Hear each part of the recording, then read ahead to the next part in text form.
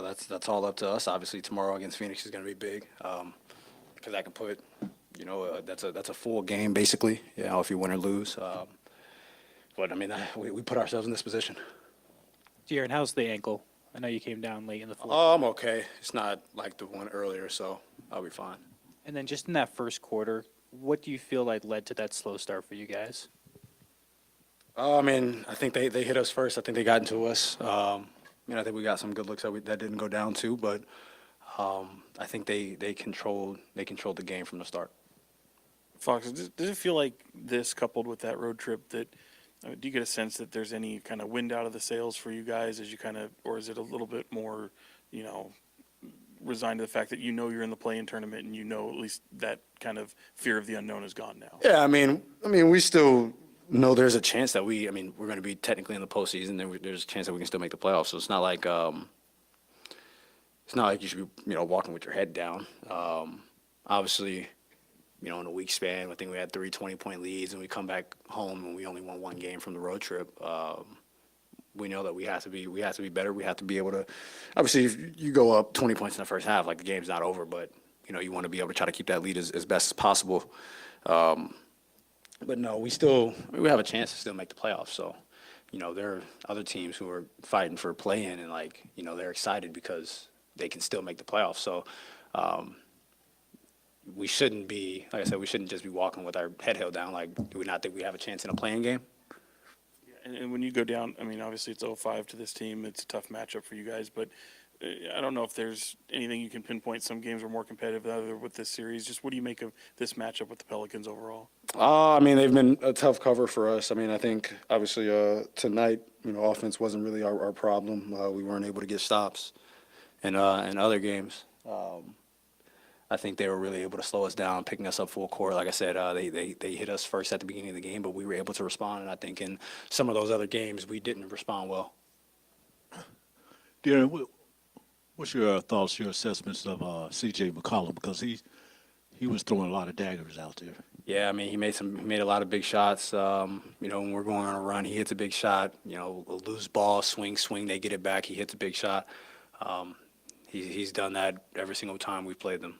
So, but he's been in the league for a long time. Obviously, he's one of those guys who we talk about, who's the best player that's never been an all-star, and he's always 1, 2, or 3 on that list. And he's very capable of being an all-star. He probably should have been an all-star already, but I think he's definitely a great compliment to that team. Obviously, especially when they're healthy, and you have to worry about guys like Zion and Bi when he's back.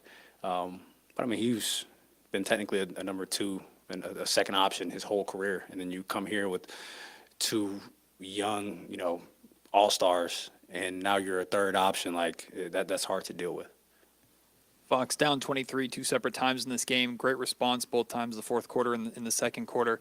Do you notice the Pelicans taking the foot off the gas? Is it a sense of desperation from you guys, a wake-up call? Like, what is switching in those moments when you're down big and making those pushes? I think every time, when they went on a run and when we went on runs, it was because you were getting stopped. It's because you were turning the other team over. You were getting out in transition. I think that's where they hurt us a lot, was transition points. And I think whenever we were able to get back into the game, it's because we were getting stops and we were getting out in transition, and that's kind of how the game was flip-flopping. But we allowed them to get out in transition far too often. I think they had 15 in the first half, and they're not necessarily like a great transition team, but when you're able to get out in transition and see the ball go in and get easy baskets, it makes your offense that much easier.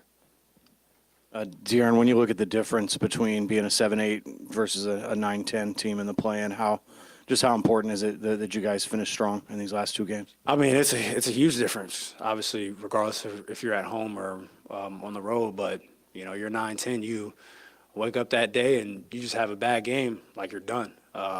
So at least when you're 7-8, you technically have the opportunity to have a bad first game. Obviously, you don't want to do that, but having 2 opportunities is much better than basically having 1, and then you have to win that game, and then you have to win another game. So it's much easier to go 1-1 than it is to go 2-0 in a time like this. What do you think about your guys' three-point defense tonight, and how much do you feel like your guys' turnovers leaked into some of your defensive struggles? Yeah, that was big. obviously some of those like Jose running a ball down and then getting a shot in the corner.